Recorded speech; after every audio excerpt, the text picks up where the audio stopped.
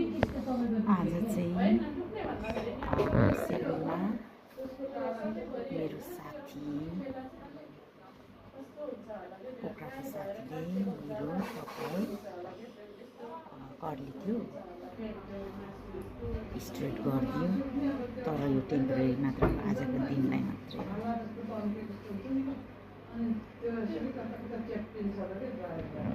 म नेपालमा हुँदा 6 महिना कर्ली 6 महिना स्ट्रेट गर्थेँ। यहाँ आएपछि चाहिँ मैले स्ट्रेट गरेको छुइनँ। अस्ति नेपाल गएर फेरि कर्ली नै गरेर आएँ। लट्टा परेको गरेर कपाल मैले अस्ति काटिदिएको थिएँ। आज टेम्परेरी स्ट्रेट गरेको आफैलाई राम्रै देखेको छ, राम्रै फिल भइरहेको छ, ब्युटिफुल फिल भइरहेको छ। किनभने मैले पहिला नै कतिचोटि गरेको 6 महिना कति 6 महिना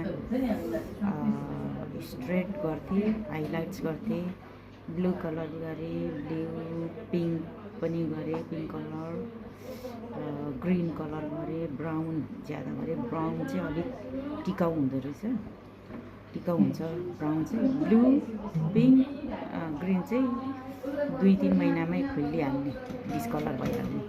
अनि हाइलाइट्स पनि गरेँ, के गरेँ मैले कपाललाई। Thank you so much my friends, my dear friends,